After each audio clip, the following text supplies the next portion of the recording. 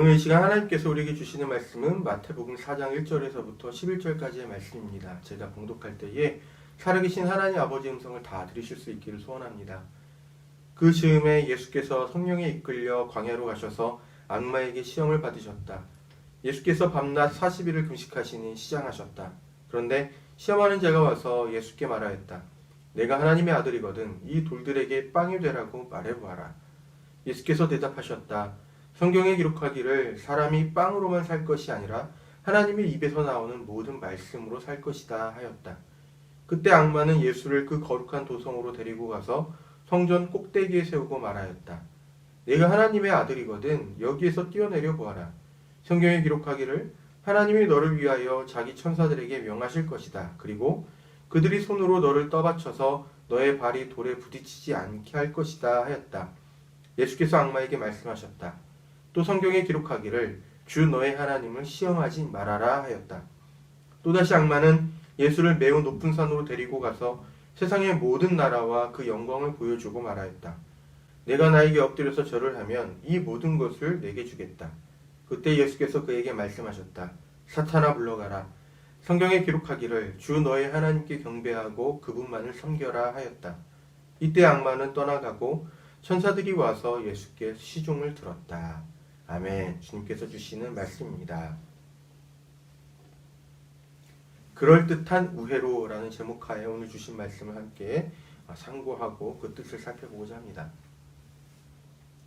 사순절의 첫째 주일인 오늘 우리에게 주어진 말씀은 예수께서 당하신 세 가지 유혹에 관한 내용을 들려줍니다. 사순절은 고난주일로부터 40일을 역산해서 제2의 수요일이라고 불리는 날로부터 시작해서 지키는 교회의 절기입니다.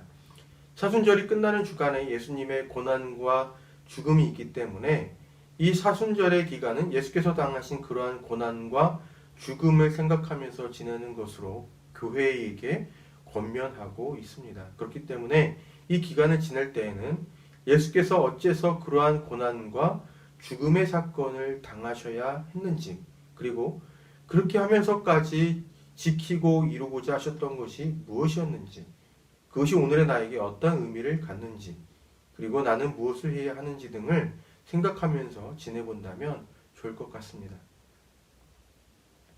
오늘 본문 말씀을 보면 예수께서 악마로부터 세 가지 유혹을 받으셨다라는 것을 알 수가 있죠.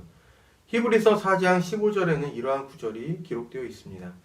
우리의 대제사장은 우리의 연약함을 동정하지 못하시는 분이 아닙니다. 그는 모든 점에서 우리와 마찬가지로 시험을 받으셨지만 죄는 없으십니다. 히브리서의 기자는 이 구절에서 예수님을 대제사장으로 말하면서 예수께서도 우리처럼 시험을 받으셨다라고 말합니다. 어떤 사람은 성도가 되는 것을 복받는 첫 걸음 정도로 이해하기도 합니다. 그런 사람들은 이렇게 생각하죠. 예수를 믿었으니 이제 나는 들어와도 복을 받고 나가도 복을 받을 것이며 나의 앞날이 시온의 대로처럼 활짝 펼쳐질 것이다. 물론 구약의 성서를 보면 하나님의 백성이 현실적인 복을 받아 누렸다라는 것을 부정할 수는 없습니다. 하지만 늘 좋은 일만 있고 늘 복을 받고 늘 일이 잘 풀리는 그런 것이 성도의 삶에 있어서 전부가 아니라는 것은 분명합니다. 하나님의 백성이라는 자의식을 지녔던 이스라엘도 넘어지고 일어서기를 수도 없이 했었고, 오늘 본문 말씀처럼 우리의 구주 되시는 예수께서도 그분을 넘어뜨리고자 하는 유혹을 받으셨기 때문입니다. 그래서 어떤 신약학자는 이런 말을 했습니다. 하나님 나라에서 직선은 없다. 넘어지기도 하고 헤매기도 하고 또 그래서 돌아가기도 하고, 하지만 기어코 제자리를 찾아서 한 걸음씩 나아가는 삶이 바로 성도의 삶이라는 말인 것이죠. 본문 말씀에서 예수께서 세 가지 유혹을 받으실 때마다 반복적으로 하시는 말씀이 있습니다. 예수께서는 이렇게 말씀하시면서 유혹을 이겨내십니다. 성경에 기록하기를. 악마가 예수님으로 하여금 예수께서 본래 감당하셔야 할 몫을 옳은 방식으로 감당하지 못하도록 하거나 아니면 아예 그 몫을 감당하지 못하게 만들려고 유혹할 때에 그것에 넘어가지 않는 길은 성경으로 돌아가는 것이었어요. 하나님의 말씀이 무엇을 말씀하고 있느냐, 바로 이것에 귀를 기울이는 것이 예수께서 유혹에 넘어가지 않는 방법이었다라는 말입니다. 만일 무게를 측정하려고 한다면 저울의 0점이 정확하게 잡혀 있어야 하는 것이고, 길이를 재고자 한다면 길이를 재는 눈금자의 눈금이 정확하게 잡혀 있어야 하는 것입니다. 그렇지 않은 저울이나 눈금자를 사용한다면 정확한 무게를 측정하거나 정확한 길이를 잴 수가 없는 것이겠죠. 마찬가지로 원칙과 기준이 분명해야 그 원칙과 기준에서 얼마나 벗어나 있는지를 알 수 있습니다. 시편 119편의 기자는 일찍이 이렇게 고백하였습니다. 진우의 말씀은 내 발의 등불이요 내 길의 빛입니다. 성도가 성도로서 살아가지 못하도록 하는 유혹을 받을 때가 우리 삶에는 수없이 있습니다. 그때 우리가 그 유혹의 손길을 뿌리칠 수 있는 원칙이나 기준이 있다면 그것은 예수께서 그리하셨듯이 하나님의 말씀이 무엇을 말씀하고 있는가에 귀를 기울이는 것일 것입니다. 왜냐하면 하나님의 말씀이 성도에게 주어진 등불이자 빛이며 나침반이기 때문입니다. 예수께서 악마로부터 받으신 첫 번째 유혹은 이것이었습니다. 내가 하나님의 아들이거든 이 돌들에게 빵이 되라고 말해보아라. 예수께서 이 첫 번째 유혹을 받으신 상황은 그분께서 몹시 굶주린 상황이었어요. 그분은 40일을 금식하신 상태에서 이와 같은 유혹의 소리를 들으셨습니다. 굶주린 상태에 놓인 사람에게 먹을 것은 가장 우선적인 필요입니다. 그렇기 때문에 그것은 충분한 유혹이 될 수 있습니다. 악마는 예수께서 가장 굶주린 상태에 계실 때 그분의 능력을 사용해서 그분 앞에 놓인 돌들을 빵으로 바꾸라고 예수님을 유혹했습니다. 우리는 유혹이 매우 그럴듯해 보이는 형태로 온다라는 것을 기억할 필요가 있습니다. 말이 되지 않거나 납득되지 않는 유혹은 유혹의 기능을 할 수가 없다는 말입니다. 굶주린 예수님에게 던진 이 악마의 유혹은 매우 그럴듯한 것이었어요. 굶주린 예수께서 당신의 능력을 사용해서 돌들을 빵으로 바꾸고 그것으로 당신의 허기를 채운들 누구 하나 그분께 뭐라고 할 수는 없을 것입니다. 굶주린 사람이 먹을 것을 먹어야 하는 것은 당연하고도 아주 긴급한 것이기 때문이죠. 게다가 예수께는 유혹을 받아들일 만한 또 다른 명분도 있었습니다. 그분은 당시 팔레스타인의 민중들이 겪고 있던 경제적인 곤경에 대해서 잘 알고 계셨어요. 그분은 온종일 오늘 하루를 먹고 살기 위해 필요한 빵을 얻는 일에 시달려야 했던 당시 농민들의 가난한 사정을 충분히 알고 계셨기 때문에 그분께서 가르쳐 주신 기도에도 오늘 우리에게 필요한 양식을 내려달라는 구절이 들어간 것입니다. 이러하다면 예수께서 이 첫 번째 유혹에 못 이기는 척 넘어가셔도 괜찮을 것 같습니다. 돌들을 빵으로 만들어서 당신의 굶주림뿐만 아니라 수많은 동족들의 굶주림도 해결할 수 있기 때문입니다. 그리고 오병이어의 사건을 보면 가난하고 굶주린 사람들의 배를 채워주는 일도 예수님의 사역 가운데 하나였다라는 것을 우리는 확인하게 됩니다. 악마의 이 유혹은 예수님께 있어서 참으로 그럴듯한 우회로를 제시하는 셈인 것이죠. 하지만 예수님은 이렇게 말씀하시면서 이 유혹의 소리를 거절하십니다. 성경에 기록하기를 사람이 빵으로만 살 것이 아니라 하나님의 입에서 나오는 모든 말씀으로 살 것이다 하였다. 돌들로 빵을 만들어서 당신의 허기도 달래고 굶주리는 동족들의 허기도 달래서 그들로부터 하나님의 아들로서 인정을 받으라는 악마의 이 첫 번째 유혹은 아주 그럴듯해 보이지만 예수님은 알아차렸습니다. 그것은 당신을 넘어뜨리려는 유혹이라는 것을 말입니다. 악마의 이 첫 번째 유혹은 모든 사람의 왕으로 오신 예수님을 그저 한낱 복지의 왕으로 끌어내리려는 유혹이었어요. 그것은 농민들을 끊임없는 경제적 곤궁 속으로 몰아버리는 사회의 구조적인 불의와 로마의 통치 그리고 기득권들의 부정과 부패를 향해서 하나님의 나라를 선포하면서 그 모든 것들의 어두운 면들을 드러내는 일 따위에는 신경 쓰지 말고 그리고 돈을 탐닉하는 종교 지도자들에게 하나님의 심판을 선포하는 일에도 신경 쓰지 말고 그저 그때그때 가난한 사람들이 있으면 그들의 필요를 채워주라는 유혹이었습니다. 하지만 그 모든 불의한 상황은 사람이 빵으로만 사는 것처럼 살아갔기 때문에 벌어진 것이었지요. 저마다 빵을 추구하는 삶 때문에 온갖 불의한 상황이 벌어지고 있는데 거기에다 빵을 제공해 주는 것은 본질적인 예수님의 사역이 될 수는 없는 것이었습니다. 궁극적인 처방을 내려야 한다는 것이죠.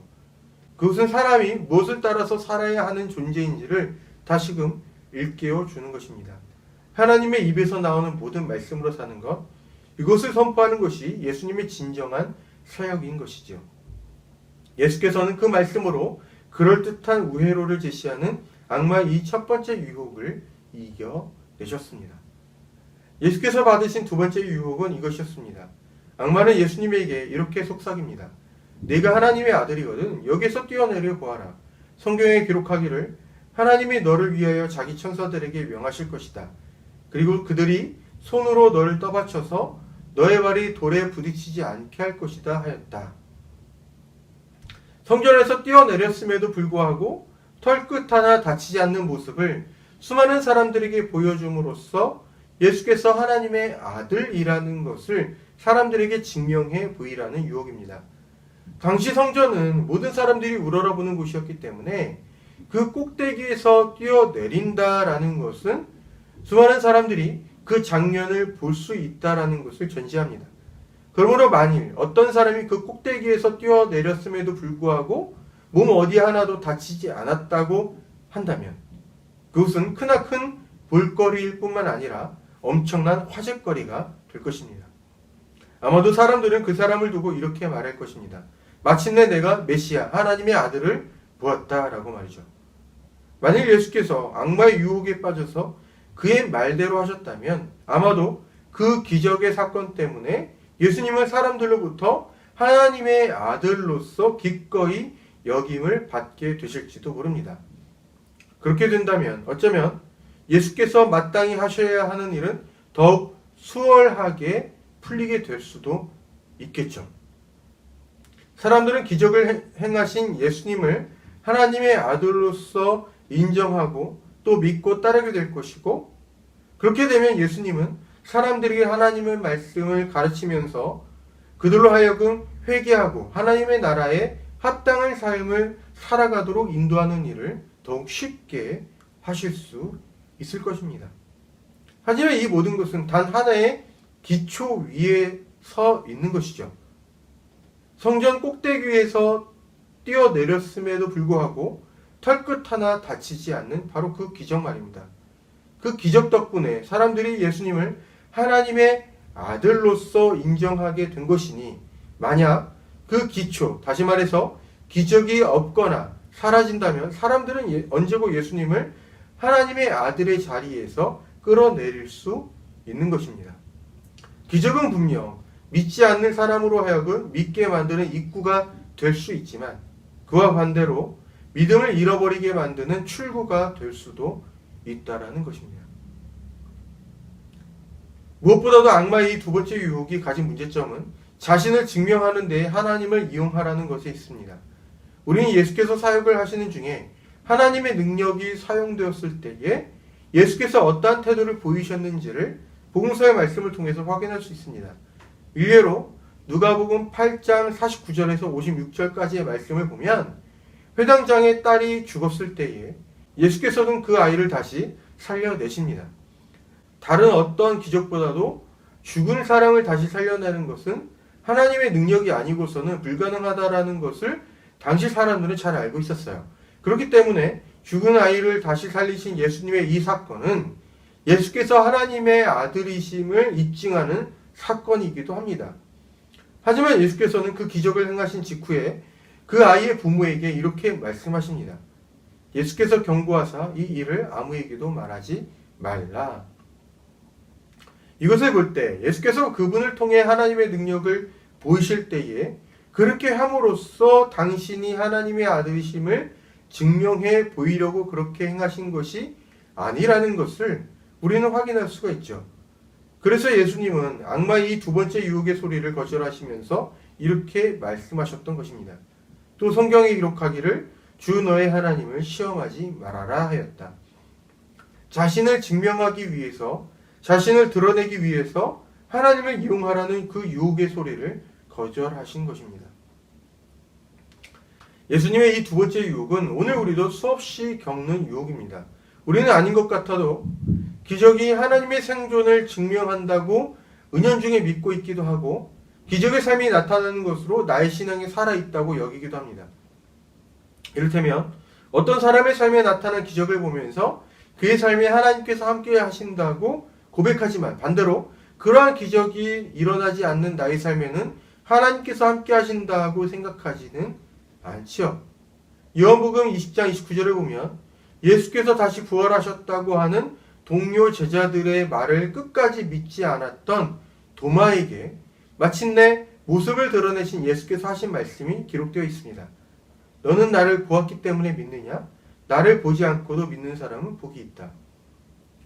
예수께서 다시 살아나셨다는 동료 제자들의 증언을 듣고 있으면서도 속으로는 죽었던 예수께서 어떻게 다시 살아날 수 있다는 말인가 하고 의심했던 도마가 자신의 눈으로 직접 그러한 기적이 사실임을 보고 나서야 믿었다라는 것은 기적이 아니면 신앙을 가지기 힘들어하는 우리의 연약함을 보여줍니다. 하지만 하나님의 살아계심은 기적의 필요 조건이지 기적의 충분 조건은 아닙니다. 그렇기 때문에 우리는 우리의 삶에 하나님의 기적이 일어나기를 구하고 기도할 수는 있어도 우리가 기대하는 기적이 일어나지 않는다고 해서 하나님께서 우리와 함께하지 않으신다라고 생각할 필요가 없는 것이죠. 예수께서 악마에게 받으신 마지막 유혹은 이것이었습니다. 네가 나에게 엎드려서 절을 하면 이 모든 것을 너에게 주겠다. 엎드려 절을 하는 행위는 흔히 충성을 보여주는 행위로 여겨졌습니다. 그렇게 본다면 예수께서 받으신 이 세 번째 유혹은 예수님으로 하여금 악마에게 충성을 보이라는 유혹인 셈입니다. 악마는 예수님께 이러한 유혹을 하면서 보여준 것이 있었습니다. 세상의 모든 나라와 그 영광이었습니다.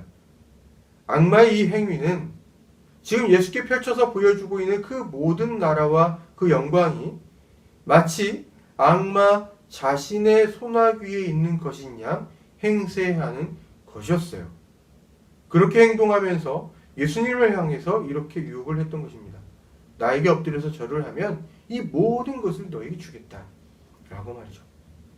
악마의 이 유혹은 지금 자기가 보여주고 있는 세상의 이 모든 나라가 악마인 자기의 방식대로 다스려지고 있으니 예수 네가 나에게 충성을 맹세하면 이 모든 나라의 지도자가 되게 하겠다라는 유혹입니다.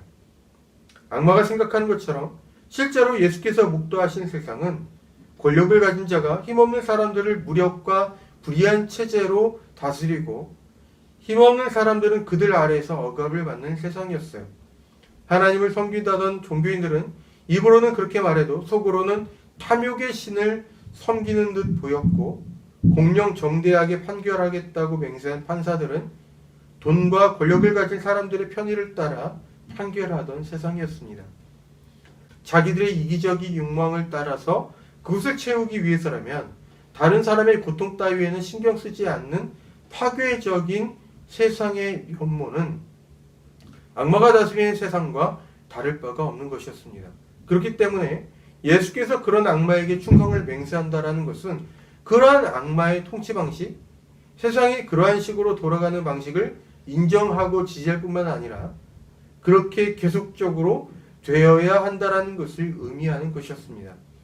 하지만 예수께서는 그 유혹의 소리에 대해 이렇게 말씀하시면서 거절하시죠. 사탄아 물러가라. 성경에 기록하기를 주 너의 하나님께 경배하고 그분만을 섬겨라. 예수님의 이 말씀에서 악마를 향하여 외치신 이 사탄이라는 말은 곧 거짓으로 속이는 자라는 뜻입니다. 예수님은 악마가 그분을 거짓으로 속이고 있다라는 것을 알고 계셨어요. 그리고 바른 소리를 내십니다. 주 너의 하나님께 경배하고 그분만을 섬겨라.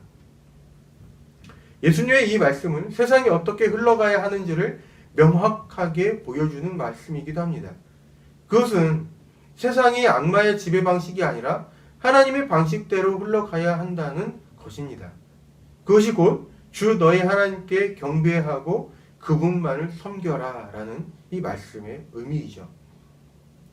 예수께서 악마의 이 세 번째 유혹을 두고 그것이 그분을 속이는 거짓된 소리라는 것을 분별하셨던 것처럼 우리도 무엇이 악마적인 방식이고 무엇이 하나님 나라에 합당한 방식인지를 분별할 줄 알아야 할 것입니다.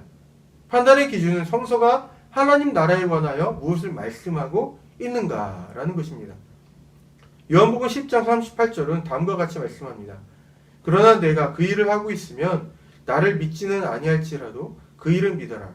그리하면 너희는 아버지께서 내 안에 계시고 또 내가 아버지 안에 있다라는 것을 깨달아 알게 될 것이다. 이 말씀을 따른다면 예수께서 악마의 간사한 속임수를 간파할 수 있었던 것은 그분의 정신이 곧 하나님 나라의 정신을 담고 있기 때문이고 그분 안에 하나님 아버지의 뜻으로 충만하셨기 때문일 것입니다. 그러므로 우리는 예수님을 통해서 하나님의 뜻을 짐작할 수 있고 예수님을 통해서 하나님의 나라가 어떠한 방식으로 성립하는 것인지를 생각해 볼 수 있습니다. 그렇기 때문에 성서의 모든 말씀은 우리가 우리의 주님으로 고백하는 예수님의 말씀과 삶, 그분의 정신이라는 이 렌즈를 통해서 조명되어야 하죠. 우리는 성서의 말씀을 이해하는 일에 있어서 부지런해야 하고 끈기를 가져야 하며 성서의 구절들을 단편적이고 문자적으로 해석하고 적용하는 그러한 사람들과 그러한 태도로 시대를 왜곡되게 바라보는 모든 시도에 대해서 주의해야 합니다.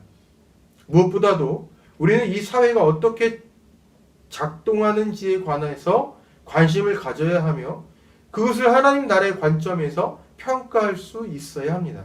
바로 거기에서 우리가 우리 일상에서 할 수 있는 하나님 나라의 몫을 발견할 수 있기 때문입니다. 오늘 본문 말씀에서 예수께서 악마로부터 받으신 이 세 가지 유혹은 사실 오늘 우리로부터도 끊임없이 예수님께 가해지고 있습니다. 우리는 때때로 예수님을 향하여 우리의 복지의 왕이 되어달라고 요청하기도 하고 때로는 기적을 통하여 당신의 그리스도이심을 증명해 달라고 요청하기도 합니다. 그리고 때로는 신앙 안에 있으면서도 세상이 세상의 방식대로 위로 오르고 더 가지고자 하는 욕망을 성취하는 데에 예수님의 역할을 해주십사 요청하기도 합니다. 우리는 성도로서 유혹을 받으면서도 동시에 예수님을 향하여 이러한 유혹을 가하는 사람이기도 하다라는 말입니다. 오늘 본문 말씀 만나면서 우리는 우리 스스로를 다시 한번 돌아볼 필요가 생긴 것이죠. 코로나 바이러스 때문에 어려운 시간을 지내고 있습니다. 하지만 이러한 때에 성서를 잘못 해석하고 사회를 왜곡되게 바라보는 사람들이 있습니다. 누군가에 의해서 수집된 단편적인 정보들이 왜곡된 정보들을 만들어내고 그것 때문에 우리 사회의 분열과 갈등이 더욱 심해지고 있습니다. 거짓을 거짓으로 분별해내고 성서 구절의 문자를 제시하면서 결코 하나님 나라의 방식이 합당하지 않은 것을 마치 합당한 것인 양 위장하는 이들의 행태에 그 유혹에 빠져들어가서 예수님의 정신으로 살고 하나님의 나라에 합당한 방식으로 생각하고 살아내어야 할 우리들이 오히려 그와 정반대의 방향으로 걸어가지 않도록 스스로 깨어 있어야 하는 시기입니다. 그러므로 예수께 충만하셨던 하나님의 말씀과 하나님 나라의 정신이 오늘 우리는 교회의 모든 교우들과 이 땅의 모든 성도들에게 충만하게 되기를 빕니다. 기도하겠습니다. 하나님 아버지, 그럴듯한 우회로를 들고 와서 저희로 하여금 성도답게 생각하고 성도답게 행동하지 못하게 만드는 온갖 거짓의 소리들을 저희가 분별해낼 수 있도록 저희를 지켜주십시오. 성서에 담긴 하나님 나라의 정신과 그 나라의 방식을 저희가 잘 깨달아 알게 하시고 이 세상에 돌아가는 일에 있어서도 지혜롭게 분별하는 자가 되도록 인도하여 주십시오. 지금의 이 어려운 상황을 해결하고자 전력을 쏟고 있는 당국자들과 이곳저곳에서 격려와 위로의 손길을 보내오는 사람들의 평화를 지켜주시고 그 평화가 이 땅에 편만하게 하여 주십시오. 언제나 어디에서나 성령님을 통하여 저희 곁에 또 저희 안에 계시며 저희와 함께 하신 예수님의 이름으로 기도드립니다. 아멘.